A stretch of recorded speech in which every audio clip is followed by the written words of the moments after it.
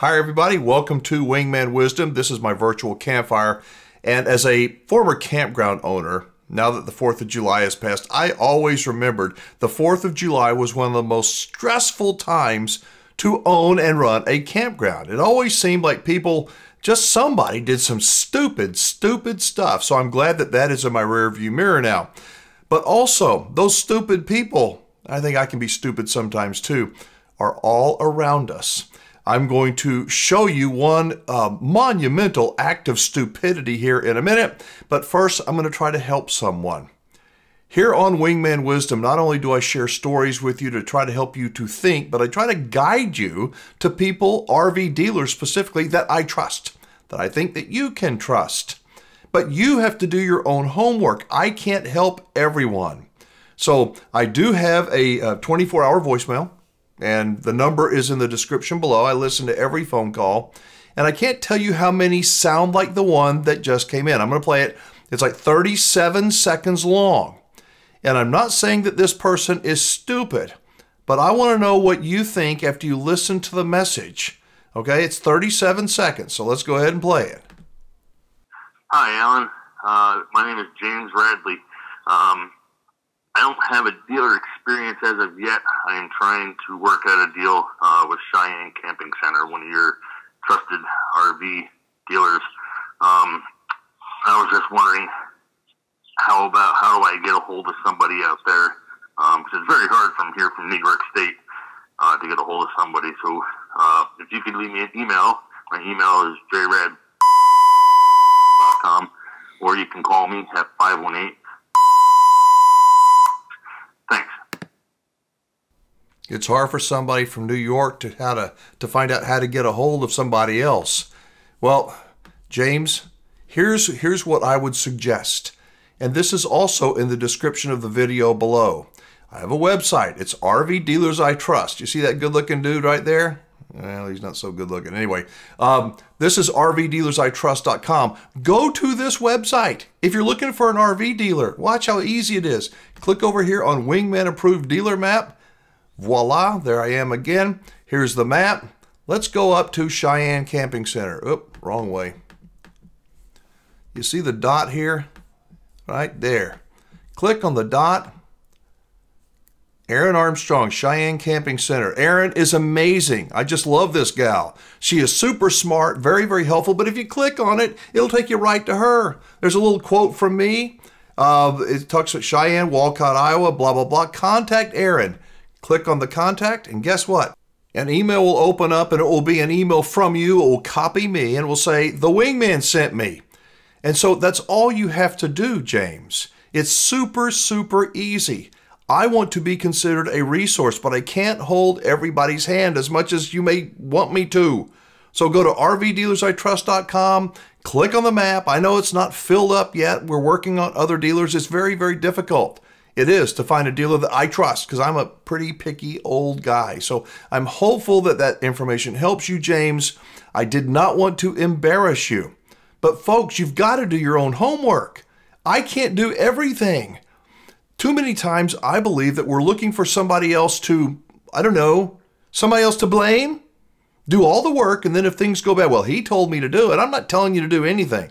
I'm just suggesting if you'd like to get a hold of Cheyenne Camping Center or any of the RV dealers I trust, it's really easy, but you got to do something. Go to rvdealersitrust.com and do just what I showed you here on Cheyenne Camping Center. Now, let's talk about stupid stuff. People doing stupid things. As I mentioned, over the holiday weekend, especially 4th of July, for some reason 4th of July at a campground brings out the crazies, the stupid people. And before I show you this story, I don't think we're all stupid. I think some of us are. Some of us are blind. We're just completely oblivious. Probably 20% of the time when I open the refrigerator, I cannot find what I'm looking for. It could be a jar of grape jelly. It could be a gallon of milk right there in front of me. I can't see it. I don't think it's stupid. That's just blind, although my wife may disagree with me. So I want to show you the story that popped up over the 4th of July, and just see what you think about it.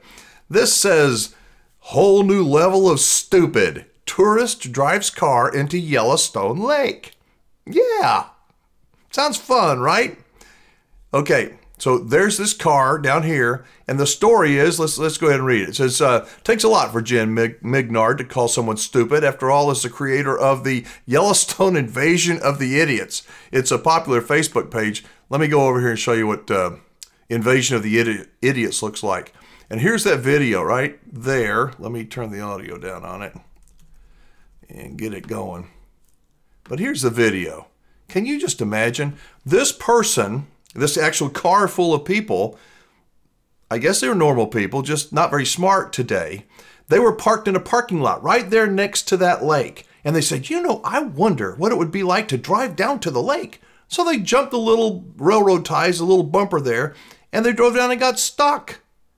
I mean, how stupid is that? And the people that pulled them out, my question is, would you pull somebody like that out? Seriously. Obviously, they are in distress, but it's kind of a stupid act. At least I think it is. Would you pull somebody like that out? I think that if you pull them out, you may be violating the law up at Yellowstone. I'm not going to go into it a lot today, but years and years ago, I had a terrifying story when I went to Yellowstone. You know what? I might as well tell you the story. So this was back when I did hunting and fishing shows. It was late in the season, and I was going on an elk hunt up in Wyoming. Before we went on the elk hunt, I said, you know what, if the elk forget to show up, and they did, let's go to Yellowstone first, because it's real close by. Let's go get some video of elk. So we drove into Yellowstone, told everybody, you know, we took the bolts out of our guns, showed them to them. So we're not hunting, we're hunting with a camera. We want to shoot video of elk. And they let us in the gates. And then, long story short, I had to go back home for a funeral. And I came back about 10 days later, right when the park was closing. And I was going in the park, and I got this funny vibe. And probably an hour later, we're videotaping more elk because the elk didn't show up on my elk hunt. And all of a sudden, these cars started pulling up. What in the world is going on? And they got us out, and they did one of those things where get on your knees and put your hands behind your head, and they pull their weapons on us. This was terrifying to me. And I saw, before we got out of the truck, I look in the rear view mirror, and I had my video camera next to me, and I pushed record just in case we didn't make it. And apparently some poachers had gone in and shot some elk, not with a camera, but with a gun. And they thought because I was returning to Yellowstone to shoot more video that I might have been the poacher that killed those elk. So it was a terrifying thing. But I think that that was a stupid act that these people did. What do you think? I mean, the newspaper said it was. I mean, if you read it, it's got to be true, right? This is a whole new level of stupid, Mignard told Cowboy State Daily. They would have remained stuck if it wasn't for Tilbury, a tourist from Minnesota, organized a group of people to push the vehicle while he towed it out with his truck. Jumping back over here to the Facebook page, you may want to check this out. It's on Facebook called Yellowstone National Park Invasion of the Idiots. It's a pretty good page. Look at this. Look at these people. What could go wrong? I mean, oh, what a cute little bison, right? Unbelievable. There are just more acts of stupidity, people just not thinking before they do, before they take action. Anyway, this seems like a very interesting Facebook page. But I just want to talk about that because it's hot outside most places around the country. And sometimes when it's hot, we lose our brains a little bit more easily. So what would you do if you saw a car like that stuck? Would you help them out? Or would you go, so long, sucker, you deserve it? I would want the help because honestly, I can be stupid sometimes too. And going back to James, the guy that left me the voicemail message. Do you think James was stupid? Was he lazy? To get my phone number, he had to click on the description down below to get my cell phone number. So right by that is where the link is to the RV dealers I trust. Was he stupid or did he just not see it? The takeaway here is deep breath. When we do something, a mistake feels like nothing until it's too late to change it. I don't think those people that drove that car into Yellowstone Lake, I don't think they're stupid. I don't want to think they're stupid. I just don't think they were thinking. They weren't considering the consequences. I think James, who called me and left that voicemail message, he's not stupid. He just wanted it too fast. And we're all like that. I know I am. So when given an opportunity to make a decision, right or wrong, you may want to think about slowing down, especially if it's going to be a big ticket item or something that could cost you, your life, your family's life. You could get into an accident. So drop a comment below. I'm Alan Warren, the RV Wingman. Thank you so much for watching. Be safe, have fun, play nice, and don't leave your good manners at home.